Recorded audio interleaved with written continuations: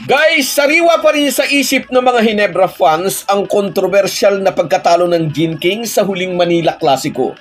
At ayaw na ayaw nilang maulit ang ganung pagkatalo kaya puspusan ang kanilang pag-iinsayo upang makabalik sa winning column pagkatapos malaglag laban sa Meralco bago ang PBA break. Samantala, Scottie Thompson nag-iinsayo na rin para sa nalalapit na pagbabalik sa hardcourt. Pag-uusapan po natin yan pero bago ang lahat ay maglalambing po ako sa inyo na isubscribe ninyo itong ating channel at kung di masyadong makakaabala ay i-like at paki-share na rin ninyo. Malaking bagay po yan sa aming mga vlogger. Maraming salamat. Guys, todo ensayo ang Barangay Hinebra bilang paghahanda sa Manila Klasiko sa pagpapatuloy ng All Filipino Cup. Halos hindi nagbakasyon ang tropa ni Coach Tim Cone, gustong ipalis ang kanilang opensa bilang preparasyon sa muli nilang pakikipagsagupa sa mahigpit nilang karibal na Magnolia Hotshots. Laging mainit ang laban basta nagharap ang dalawang kupunang ito dahil may kanya-kanyang grupo ng mga tagahanga ang Hinebra at ang Magnolia. Halos hindi na nagbakasyon ang Hinebra nitong nakaraang PBA break dahil nga seryoso silang maplantsa ang mga butas sa kanilang depensa at opensa. Bagay nakitang-kita ng tambakan sila ng Meralco sa kanilang huling laro. Dismayado si Coach Tim Cone sa huling laban nila sa Meralco dahil ipinakita sa kanila ni Chris Newsome, Raymond Almasan at Alin Maliksi ang depekto sa kanilang depensa.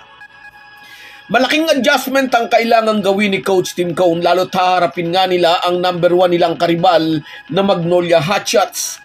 Maaalalang noong nakaraang pagharap nila ay naungusan sila ng Chicken Templados 93-91 pero nabahiran iyon ng kontrobersya dahil nakalusot sa mga referee hindi natawagan ng foul si Mark Baroka kontra sa nag-drive na si Scottie Thompson.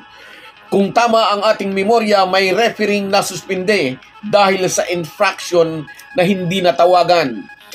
Bukas, pati mga referee na mag-o-officiate sa Manila Klasiko ay tiyak na magiging maingat. Hindi rin naman natin lubos na masisisi ang mga referee, tao lang din ang mga yan na kung minsan ay nakagagawa ng pagkakamali. Anyway, sobrang sama nga ng naging laro ng Hinebra sa huling laban nila bago ang Lenten break at pagkatapos nga ng larong iyon ay nasabi ni Coach Tim Cone, dismayado siya sa performance ng kanyang mga bataan at dagdag pa niya, hindi raw niya alam kung paano iyon ipapaliwanag. Hindi na lang marahil nalaman ng media, siguradong nagkaroon ng sabunan pagkatapos ilang paso ng Meralco ang mga mag-aalak. Kaya sigurado rin magpapakitang gilas ang core ng Hinebra sa darating nilang laro para makabawi naman sa kanilang coach. Kailangan ng mga mag-aalak na magdoble kayod upang mapawi ang ingay ng mga haters na nagsasabing magaling lang daw ang Barangay Hinebra kapag nariyan si Justin Brownlee. Umaangat lang daw ang kanilang laro kapag nariyan si JB32. Sa komentong ito, inis na inis ang mga fans ng Hinebra dahil nga naman walang tigil sa kababas sa kanilang mga idolo itong mga buzzers. Samantala, may nakapagbulong sa atin, nakikita na raw na nag-iinsayo si Scottie Thompson kaya usap-usapan na lalapit na ang pagbabalik nito sa hardcourt. Kung makapaglalaro na siya laban sa Magnolia ay lalong lalaki ang chance ng Hinebra na manalo kontra sa numero 1 nilang karibal. Nagsiself-practice na di umano ang former PBA MVP bilang paghahanda sa pagbabalik nito. Ngunit ang hindi malinaw ay kung maglalaro na ito laban sa Hotshots. Pero kahit naman wala si Scottie ay asahan natin na ibibigay ng Hinebra ang lahat upang minsan pa'y mabigyang kasiyahan ang kanilang mga tagahanga. So guys, yan lang muna. Hanggang sa muli.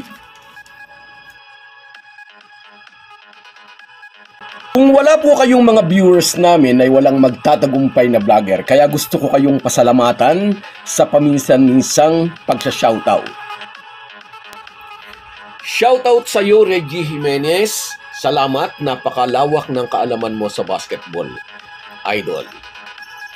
Shoutout din sa iyo, Erwin Santiago. Yes, good luck sa Hinebra. Never say die tayo.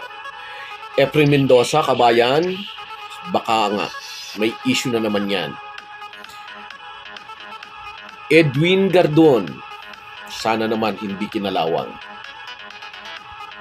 Rosemary Juan at sa iyong apo na si Bia. Happy watching. Sa'yo rin, shout out Gentle9804.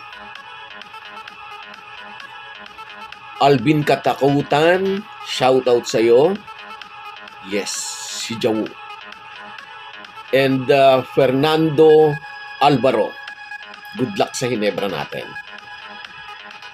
Jose Rodrigo, shout out idol. At si Erwin Santiago. Salamat sa inyong panonood. Kahit gaano po tayo kabisi, ay huwag po nating kalimutan ang ating buhay espiritual. Lagi po tayong magpasalamat sa bawat araw na dagdag sa ating buhay. Malaki po ang maitutulong ng pananalangin araw-araw. Isang paalala po mula sa inyong Halo-Halo Sports Republic.